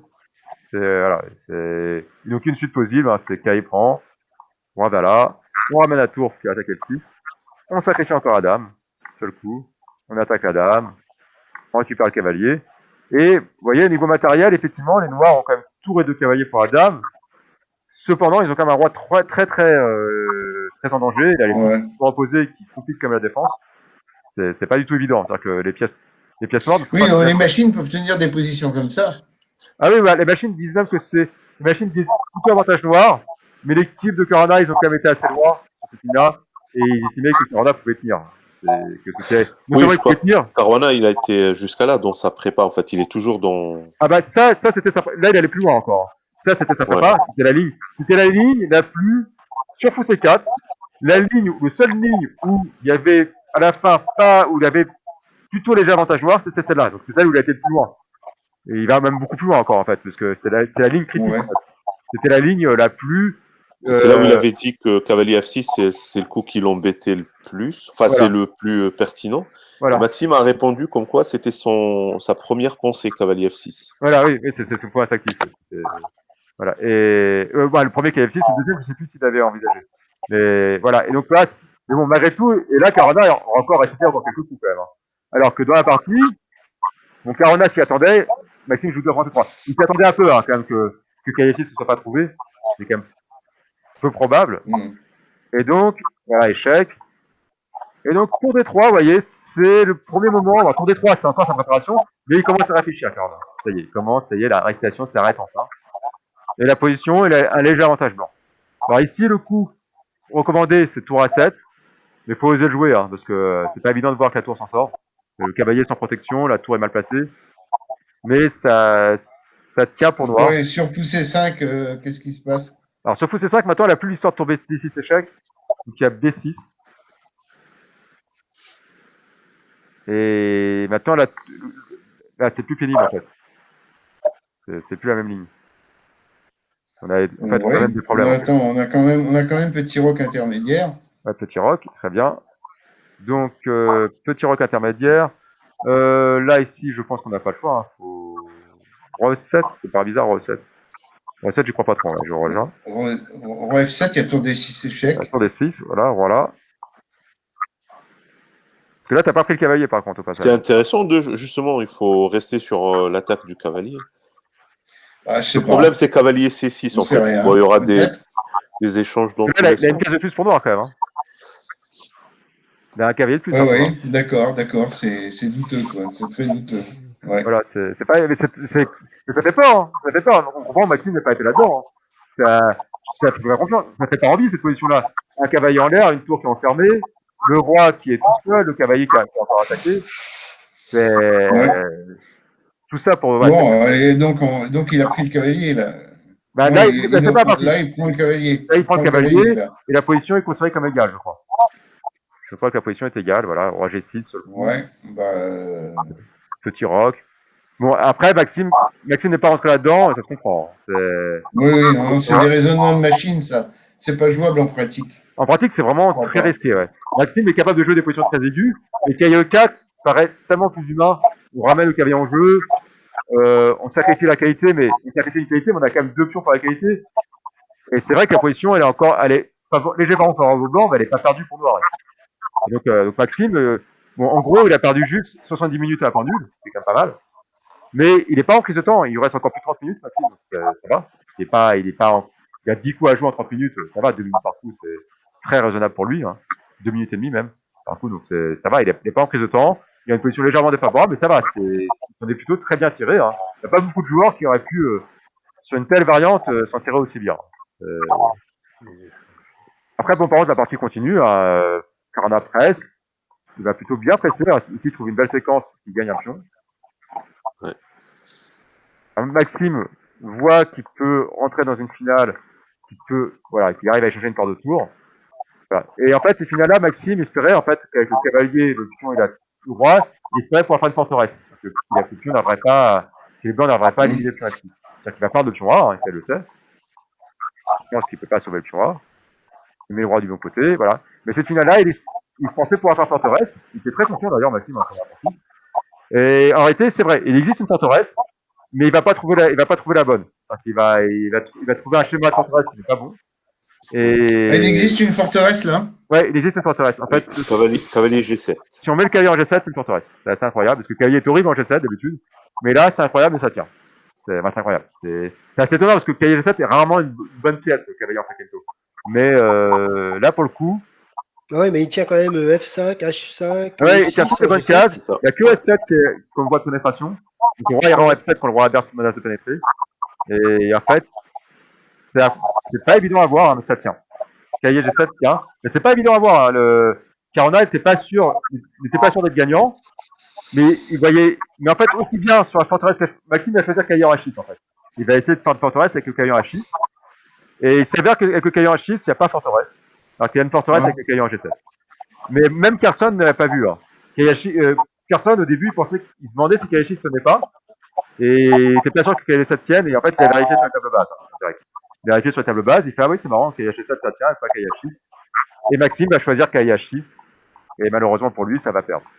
Il va penser. Et donc d'ailleurs, Carona va pas être. Des fois, il va se tromper. Il va pas jouer toujours les meilleurs coups. Donc à un moment donné, il va rater le gain. Mais la deuxième fois que la position arrive, il va pas louper. Hop, là, cette fois-ci, il va trouver la bonne suite. Il va rentrer.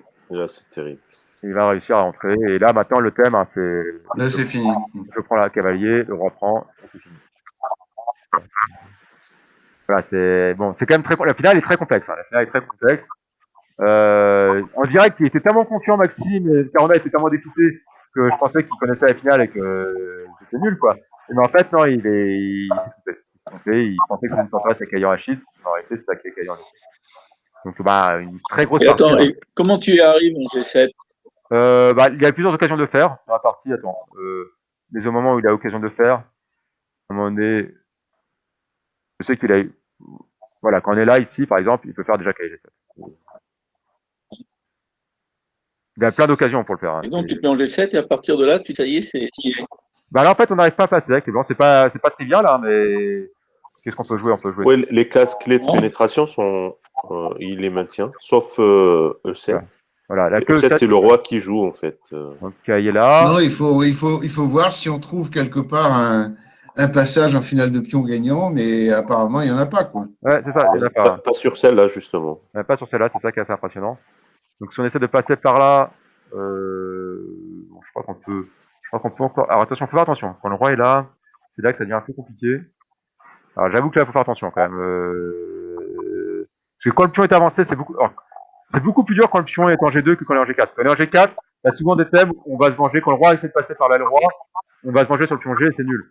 Mais quand le pion est en G2, c'est beaucoup plus chiant. La forteresse est plus dur à tenir. Là, il n'y a pas de problème. Qu'est-ce qui se passe sur cavalier H5? Cavalier H5. Donc, roi 6. E6, c'est ça? Ouais. Et on gagne le pion, là, le pion G2. Ah, on gagne Non, on gagne le KF4, pion, là. voilà. Là, le thème. Bravo. KF4 qui est prend G2, c'est bon. Bien vu. On peut pas faire roi E6, bien vu. C'est un des thèmes. C'est ça, c'est pas qu'une forteresse. Il y a quand même des thèmes. À des moments, il faut se venger sur le pion G1. C'est pour ça que c'est pas si évident. Donc, roi D6. Roi D6. Roi D6. On peut faire On avancer revient en le pion. G7, là. On peut même faire avancer le pion. Alors, on fait KF4 pour faire avancer le pion, c'est Ouais. ça? Ouais. Ah, ça, oui, ça marche peut-être, parce que là, comme un roi me gêne à tour, bien vu. Le roi gêne à tour, et là, on a un problème. Comme le roi gêne à tour, on va peut-être être très ennuyé. Parce que, avec le pion si avancé, ça risque d'être dur. Et là, on peut même revenir en G7, j'ai l'impression. Ouais, on peut venir en G7 ou en Qu'est-ce qui F4, se je crois que passe les deux marchent. Ouais. Là, ça devient... Et là, on s'est créé une case, en fait. On s'est on a créé F5, plusieurs en fait. cases. Ah non, F5 marche. Non, mais même, non, le roi, il peut pas aller en E6. Donc, comment il va évoluer? Bah ouais, ça, on est obligé de faire roi E7. C'est pas satisfaisant, parce qu'il y a F5 qui finit. F5, là. F5 finit. F5, ouais. Donc, résultat, on est un peu ennuyé. Ouais, c'est vraiment dur. C'est vraiment... Bon, de toute façon, une fois que G4 est joué, c'est vraiment... Il y a quasiment plus d'espoir pendant le trou blanc. Donc, vous voyez, ce serait une forteresse. Mais quand H6, ça perd. Vous voyez, ça joue à très très peu de choses. Une très très grosse partie. Hein. Là. Sur la deuxième phase, je pense que c'est la plus belle partie de la deuxième phase. C'est la première phase, c'est la partie entre Jiri et Nepomniachtchi. Sur la deuxième phase, c'est Karana Maxime. L'ouverture est Ça, j'ai jamais vu la théorie de ce genre de finale avec tous les pions, un pion de chaque côté et la qualité en moins. Et, ah oui, mais là, parmi les trois joueurs, là, Jean-René Coche, qui en direct avait donné le. Ah bah là, si, c'est la forteresse. Il connaissait la finale. Il avait déjà oui. vu analyser cette finale. Coche, il avait dit, bah là, cette finale-là, c'est une forteresse avec le G7. Il a dit tout de suite sur France Échec. Donc, hop, il a fait tout de suite. Ah bah oui, là, effectivement, c'est une finale qui existe et c'est une forteresse avec le G7. Voilà. Mais je crois que c'est le seul joueur que je connaisse qui connaissait. Hein. C'est un hasard, je pense qu'il avait joué, je crois qu'il avait déjà eu cette finale-là, en fait. Qu'il a vu quelqu'un la jouer. Parce que sinon. Oui, il avait déjà analysé, quoi. Si, oui, c'est ça. Il avait déjà analysé cette position-là. Il connaissait. Oui. Mais je ne crois pas qu'il y ait de ce genre de position dans les livres de théorie de finale. Quoi. Ah oui, par contre, je pense moi, pas j'ai pas vu ça. Là, ça commence à être peut-être les plus récents. Il faut regarder les livres de Lampard, les derniers livres sortis, mais je suis pas très au point sur les. Maintenant, ça fait partie des tables. Ça, dans les tables de Noël, par exemple. En cours, Bertrand, on a regardé un truc similaire un peu pour isoler le cavalier. Tu nous as présenté une position où il fallait isoler le cavalier et le roi. Hein. Les séparer, je veux dire. Séparer le cavalier et roi. Alors, c'est sur quelle finale? C'était contre cavalier, ça. Oui, tour contre cavalier, mais il y avait quand même un ou deux pions, non? Ah, alors, il me semblait. C'était un diagramme, peut-être pas. Ah oui, c'est un diagramme. C'est un diagramme. C'est la finale de Kemer, la finale de Kemer que Kemer avait gagné. Kemer avait réussi à effectivement d'abord il est obligé de sacrifier les pions, mais il arrive à dominer le cavalier avec son roi. C'est-à-dire qu'il peut pas sauver les pions, il a tour les pions contre le cavalier, il peut pas sauver les pions, mais il arrive à se débrouiller pour que le cavalier adverse soit complètement déconnecté du roi. Enfin, déconnecté, mais le cavalier revient, mais dans de mauvaises conditions. C'est un cas de figure, le roi tour. D'ailleurs, c'est ça qu'il faut regarder. Même un thème de 12-20, parce qu'à un moment donné, il doit se séparer du roi. C'est roi tour contre roi cavalier. Effectivement, tu as raison, c'est le final du jeune Kemer, qui avait trouvé le gars. C'est assez impressionnant d'ailleurs, parce qu'il avait. C'est quand même pas une finale évidente, il avait trouvé le gars. Il avait trouvé le très bon coup.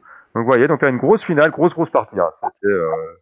Alors, une autre partie amusante, Gritchuk Pachtin avait vraiment pas mal. Et l'autre partie que j'aime bien aussi, donc là, c'est la déception, c'était la partie Karana Jiri. Donc, Karana, donc, au Tata Steel, il avait fait D4, D5, KS3, hein, contre D4, D5.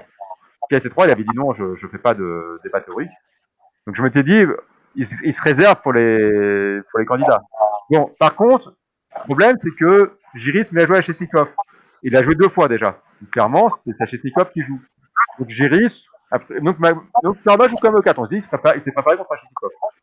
Mais là, dans les années 90, quand on jouait à Chesnikov, quand c'était très à la mode, il y avait 2 méthodes de faire à Chesnikov. La méthode classique, qui était 6, avec l'idée de D4, C prend D4, KF4, KF6, KF3, E5, qui aboutit à la position de base de la Chesnikov.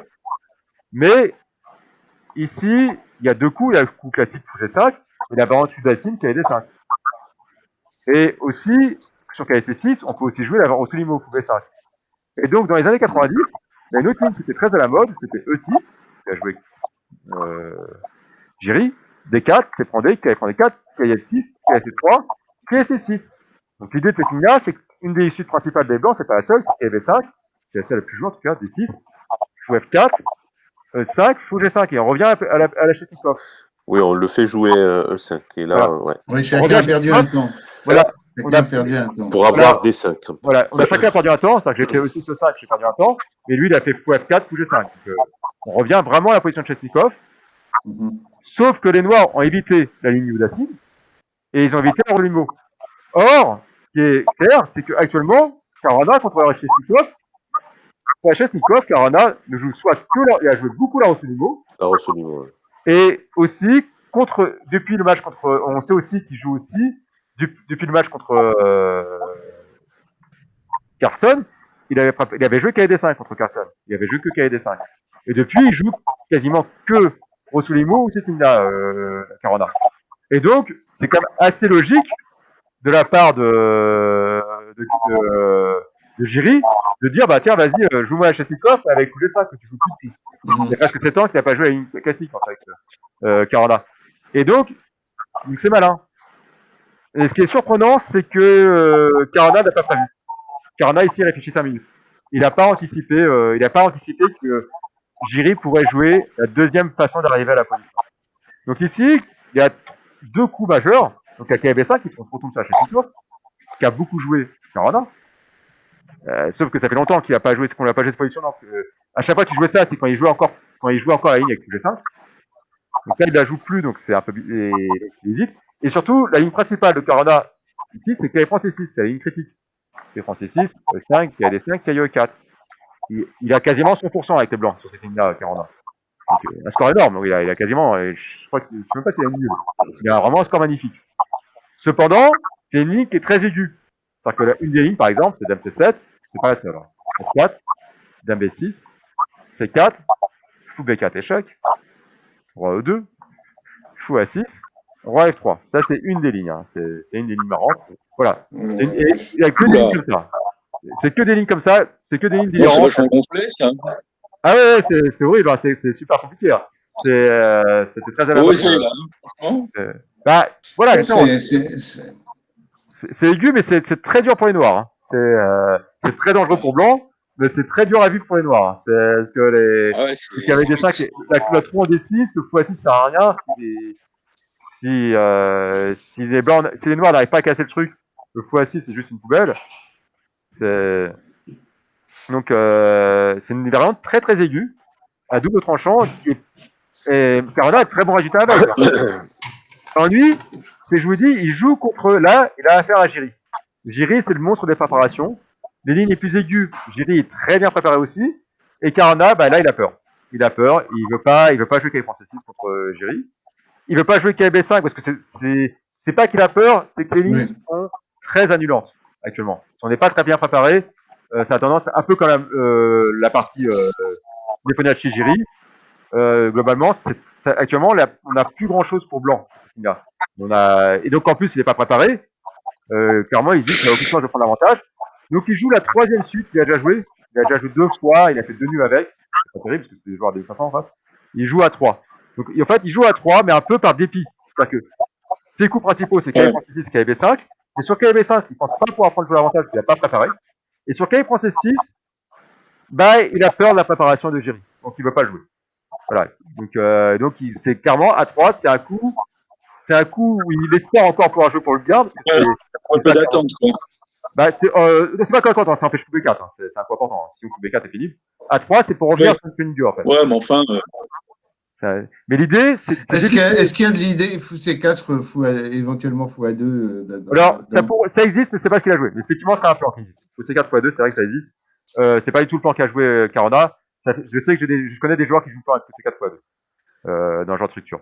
Mais donc là, en fait, quand il joue à 3, en fait, c'est vraiment pas une préparation. Hein. C'est-à-dire qu'il a déjà joué à 3 dans sa carrière, c'est le troisième coup quasiment dans l'ordre, mais c'est devant et derrière. Hein. C'est-à-dire que c'est même pas 5% des parties hein, à 3. Hein. Les KI B5 et KI français 6 représentent 95% des variantes. Hein, des parties. et Bertrand, quid de fou G5? Alors, Fou G5, par exemple, alors là, c'est plus que rare. Fou G5, là, j'avoue que Parce je que connais pas.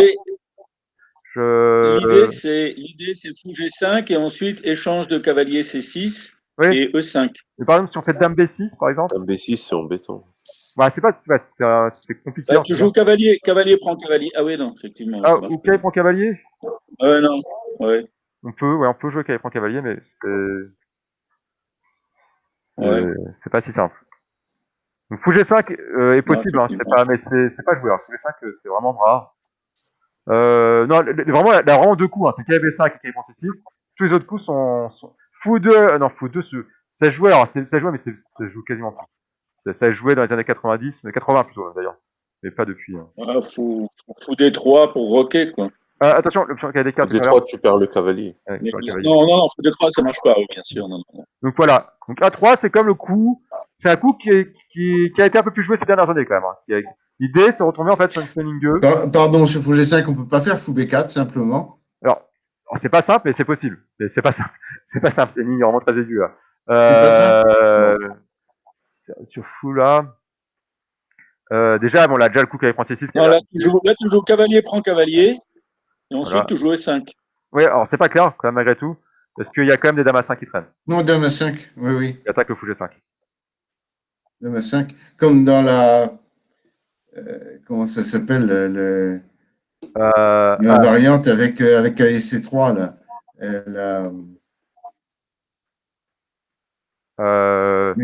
L'attaque. Tu vois ce que je veux dire? J'ai oublié comment elle s'appelle.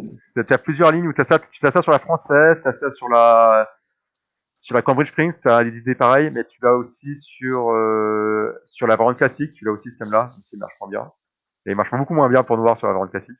Voilà, tu l'as sur d'autres lignes, mais là, j'avoue que sur la variante de Vienne aussi. Sur la variante de Vienne, on a ça. La variante de Vienne sur le Gambit Dame. C'est un thème assez fréquent en fait. C'est un thème assez fréquent. Donc voilà, donc Fou B4 tout à fait jouable. Hein. Ça retombe sur une ligne qui existe. Pas considérée comme dangereuse pour les noirs, même si elle n'est pas mauvaise pour blanc. Mais par contre, ça donne pas d'avantage. Donc, si Carana, en fait, faut se rendre compte que Carana, l'annule, il est ok, mais il veut peut-être essayer, il veut pas être nul, il veut quand même essayer de jouer pour le gain. Et toute la partie, ça va être le problème.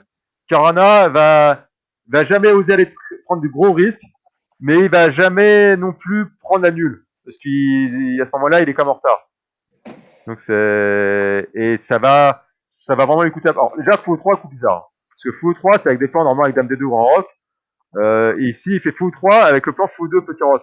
Alors que, quand on fait Fou 2 petit rock, normalement, ensuite, on fait Roi H1, F4.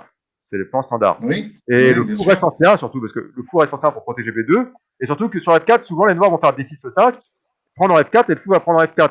Donc, le Fou 3 n'a pas de raison d'être, en fait. Généralement, c'est bizarre. C'est bizarre de faire Fou 3 avec des Fou 2 petit rock, c'est vraiment bizarre. Ensuite, il s'est fait Dame D3. Alors, Dame D3, c'est un plan moderne. Avant, on faisait plutôt Dame 1, Dame G3. Et effectivement, le plan Dame D3, Dame G3 est moderne et intéressant aussi. Mais pourquoi le fou est en E3 alors, les coups sont tous corrects. Hein. Ils sont tous corrects, mais ils sont étranges. Même s'ils restent corrects, même il y a un autre, et en plus, vu le temps à chaque fois qu'il joue un coup, l'adversaire joue un coup naturel et il réfléchit. Il met 3-4 minutes à chaque coup, là, Garoda. On sent, c'est bon, il joue que des coups corrects, mais on sent quand même qu'il est pas sûr de lui, quoi. Donc, là, E5, c'est coup standard hein, sur F4. L'idée, c'est qu'on va échanger et qu'on va gagner avec A2-5 pour les cavaliers. Ce qui explique qu'avec France C6. Qu'avec France C6, c'est coûteux. Ça ouvre la colonne B pour noir. Et puis en C6, contre le D5. L'intérêt, c'est que c'est beaucoup plus long pour le cavalier d'aller en E5. Alors que c'est vraiment le coup que veut jouer noir. Alors ici, F5 marche pas. Hein. C'est un point important à voir. Parce que D5 est jouable. D5 est jouable et parce qu'en fait, il y a échec ici qui force qu'à C3. On met la tour en B8 qui attaque B2. Et la grosse pointe, c'est fou B5.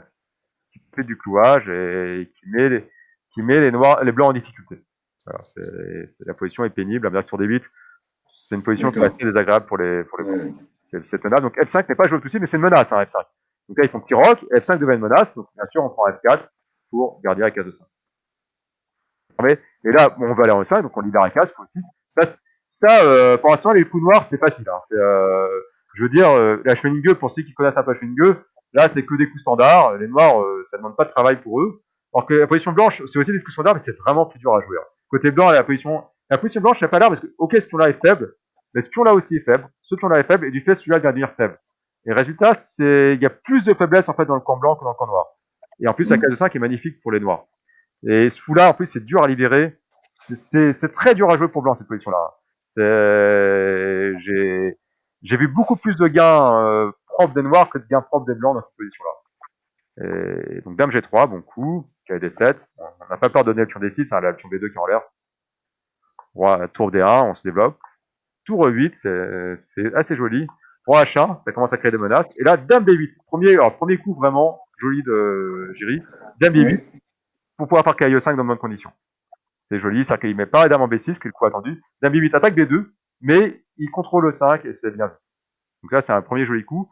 B4, vous voyez, alors là, ça y est, Carola se remet à jouer pour le gain. C'est B4 avec des B5 pour gagner à KD5, c'est le coup le plus ambitieux pour blanc. Par contre, ces deux pions-là deviennent terriblement mauvais. Mais c'est encore bon. Hein. Il joue correct, hein, Carola. Malgré que la position soit difficile, il joue correct. KIE5 comme annoncé, B5 comme annoncé, et on obtient un case D5. Et là, deuxième très très joli coup de Jiri, dame F8. C'est-à-dire que c'est vrai ici on a presque tendance à faire F6 8 automatiquement, mais là, en fait, c'est clair que le cavalier a permis de prendre le fou E7, et donc il libère sa tour. La dame a joué son rôle. La prise en E5 n'est pas gênante, parce que la pion c'est 2 en l'air. Donc là c'est bon pour blanc, pour noir. Donc dame F8, la dame a joué son rôle, le cavalier est en E5, la dame redonne la liberté à sa tour. Très bien joué. C3, bon ici C4 est plus précis, mais bon c'est pas grand chose. Tour C1, piège G6. Voilà, je vous montre juste le dernier, donc fou D2. Là il veut en fait fou D2, son plan c'est de faire C4 fou B4 avec avantage. Et là il abuse un peu, parce que bon, fou H4. Parce qu'en fait là c'était le dernier moment pour échanger les fous. Pour se débarrasser de ce fou là, c'était le dernier bon moment. Là la position est encore tout à fait ok pour blanc. Mais après fou D2. Fou D2, fou H4 est joué, qui empêche la dame de contrôler G4. Et surtout, la tour bouge. Et ici, après C4, quel est le coup? Voilà, version de voix, désolé. Ici, il a un coup qui donne l'avantage au noir, en fait. Il y a un seul coup qui donne l'avantage au noir, mais il est pas décisif, mais un bon avantage. Donc la menace, c'est fou B4. La menace, c'est fou B4. Il faut parer la menace. Et il y a un coup qui part de façon indirecte la menace et qui donne un gros ascendant au noir. Alors, est-ce qu'on peut faire cavalier E5? Alors, cavalier E5, alors tu attaques C4, c'est ça? Tu attaques avec l'idée que sur fou B4, on a peut-être cavalier prend C4. Voilà, c'est ça, effectivement, je suis en train de regarder ça. C'est vrai que là, ce coup-là, déjà par la menace, c'est vrai, et cavalier E5 déjà par menace, c'est vrai que c'est assez désagréable. Ah non, mais, non, fou B4, cavalier prend C4, mais la dame bouge. Ah, ça se regarde. Fou B4, cavalier prend C4, et si la dame bouge, elle peut aller où? Elle peut aller où, la dame, pour attaquer? Dame D4 ou dame F4? C'est quoi le plus fort? Dame F4? Dame F4 a l'air fort déjà, effectivement. Dame F4 a l'air fort. Dame F4 tour C6. Dame F4, on n'est pas en B3. Ah oui, mais on a un fou en prise. Des choses comme G5. G5. Voilà, ouais. Faut jouer G5, mais G5, attention, la G3 qui sera derrière. Après, il aura G. Il y aura cavalier F6 échec, ça va être. Oh, c'est pas possible. Bah, dame F6 peut-être, non? Dame F6, ça peut être plus simple. Dame F6. Je menace G3 qui gagne le fou. Je menace fou prend. Je menace cavalier E7 qui gagne la dame. Oui. Alors après, bon. Ça force fou prend D5. Prend D5 élimine déjà pas mal des menaces, c'est vrai. Si je prends C5, j'ai déjà l'avantage matériel, je crois. Mais est-ce que c'est suffisant? Prend D5 est pas plus ambitieux quand même. Prend D5 est sans doute plus ambitieux. Mais c'est. Ah oui, ça veut dire très dur là. Bon. Là, c'est un peu douteux pour les noirs quand même. Vous voyez, donc, C4 n'est pas jouable. Donc, résultat, cavalier 5 ne fonctionne pas. Fou B4 a l'air trop fort. Bon, je vais vérifier avec la machine quand même. Ah, désolé, je vous montre les coups. Donc E5. Oh, la machine dit que ça tient. Voilà, que c'est, elle dit que tour C6, calme, tiens. Bon, bon, par contre, t'as pas d'avantage noir, mais elle dit que c'est tenable. Mais en fait, les noirs ont carrément pris l'avantage. Ils ont réussi à obtenir l'échange des fous de case noirs. Donc, je vous ai montré le coup, hein. Ils ont fait H6 pour faire fouger ça. Oh la vache. Ah oui, c'est Ah énorme. oui. Bah, j'avais pas vu H6. Hein. H6, Mais il faut le voir. j'ai vu la machine qui disait H6, je fais ah, H6. Et quand Jiří a joué, je fais attends, il est fort, Jiří, quand même. Parce que c'est H6, ok, c'est positionnel, on échange les fous de case noirs. Parce que l'enfilade sur la dame Oui, et la oui, tour, oui. Et puis sur fou B4, fou G5. voilà, qui attaque à C'est- tour, et en fait, on échange quand même les fous. On va gagner à tour, il va gagner un autre, on aura quand même échangé les fous de case noirs. Donc, dans tous les cas, on échange les fous de case noirs. Oui, et puis fou prend C5, D prend C5. Voilà, c'est ça. Donc, quoi qu'il arrive, soit on excède, soit on fait fou B4, et on échange en C5, mais il prend en C1, donc on a chacun, on a comme échangé les fous de case noirs. Soit, bon, on fait comme la partie de dame B3, mais dans tous les cas, on se retrouve très vite avec la finale horrible, avec un cavalier énorme contre un fou tout pourri. Ouais, ouais. Et c'est horrible. C'est vraiment très très dur à tenir. D'ailleurs, il va pas tenir, hein, Fabiano. Ça va rapidement. Bon, là, c'est une précision. Mais vous voyez, il a déjà un pion de moins. Son roi est en danger. Donc, ça va continuer encore quelques coups. Mais bon, voilà. Et échec. Et le cavalier prend G2. Donc là, il n'a pas continué. La suite, ça aurait pu être pour G3. Et là, comment les noirs gagnent? Mhm.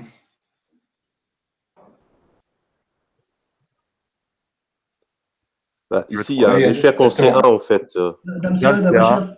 Bah, avec échec, Ouais. échec en C1. Là, Hein. c'est Dame mat. H1, Et, Dame H1. Et voilà, c'est mat. Sinon, on donne la dame. On et donne sinon, la dame. on gagne la dame avec sur dame F1, etc. Ouais, chat. Et en Voilà, fait, la donc, pointe, c'était quand même aussi Dame F1 pour F7. Hein. H1, oui. Dame F1 pour Comment? H1. Comment, F7, c'était une pointe aussi. Ah, F5, ouais, c'est fort, ouais, c'est fort. F5, roi 7 pour Non, non, Ouais. la Pour partie passer la magnifique tour. de Jiří. Jiří, c'est sa meilleure partie, je crois, de la deuxième phase. C'est vraiment une partie magnifique. Par contre, le jeu blanc est pas très convaincant. Mais c'est très dur, à jouer. Hein. Ces positions-là sont, les Schwinge, hein, de base, les classiques, elles Ouais. sont extrêmement dures à jouer côté blanc. Elles sont, côté noir, il y a quand même des difficultés. Mais en tout cas, sur le début du milieu de jeu, il n'y a pas photo, c'est vraiment un cauchemar côté blanc. C'est très, très, très dur à jouer. Quand les noirs savent jouer en plus, et Carona n'a pas, en fait, il n'y a pas de coup faux, hein. Mais c'est dur. Et là, très vite. Et là, par contre, dès qu'il y a un coup faux, ça devient horrible. Par contre, H6, magnifique. Hein. La réputation Moi, du jeu blanc. Hein. j'ai toujours trouvé que la Schilling était bien préférable à la Najdorf pour les Noirs, mais bon. Ah, bah, l'attaque terrestre qui cause problème, c'est sur la chaîne 2 direct. C'est pour ça que Kasparov a arrêté de jouer à la chaîne 2 à cause de l'attaque terrestre. Il est passé à Najdorf en espérant faire la chaîne 2. Parce qu'au début, Kasparov ne faisait jamais E5 hein, sur Najdorf, il faisait toujours E6. Il retournait toujours sur la chaîne 2. C'est plus tard, c'est au bout d'un moment qu'il a commencé à passer à E5 sur cette ligne. Où il y avait des problèmes. La G4 pose vraiment des problèmes. Bon. Voilà. La G4, c'est pas une catastrophe. Hein. L'attaque terrestre n'est plus si grave. Mais malgré tout, les attaques anglaises avec fou 3, malgré tout, mais ça va revenir parce que les blancs, les noirs ont trouvé là récemment, les noirs ont quand même retrouvé un peu des défenses. Donc c'est plus si clair. La Schwenninge est de nouveau jouable. Hein. La Schwenninge, maintenant, on la joue plus, mais elle est de nouveau tout à fait jouable. Même si elle n'est pas jouée, elle est jouable, même en direct. Voilà. Donc voilà, donc deuxième phase qui a des petits côtés décevants, mais il y a quand même quelques belles parties. Hein. Il y a quand même des belles parties. La partie de Jiří contre Lingerol est pas mal. C'est un peu triste parce que Lingerol joue super bien, il prend l'avantage, mais il rate une défense ou tout contre. Mais par contre, le contre est magnifique. Donc, ça se regarde aussi vraiment avec plaisir. Voilà. Et j'avoue que j'ai pas trop regardé les dernières parties. La dernière ronde, c'était tellement décevant qu'à compte plus. Voilà, ça m'a un peu découragé. Voilà, je vous souhaite. Donc on se voit la semaine prochaine ou non? Oui. Oui. C'est bon pour vous, 8 mai. C'est bon pour vous, 8 mai, d'accord, très bien. Donc à la semaine prochaine. Merci, à la semaine prochaine. Ciao, Joyeux, ciao. Salut, bon Bertrand. salut. Merci. Salut tout le monde. Au revoir Julien, Salut au revoir à tous. Christian, au revoir Gérard, À la semaine prochaine. au revoir Mohamed, à la semaine prochaine. Hop. Téléportage. Hop. Et hop, merci. Ah pardon, j'avais pas vu le message. Hop, on arrête ici.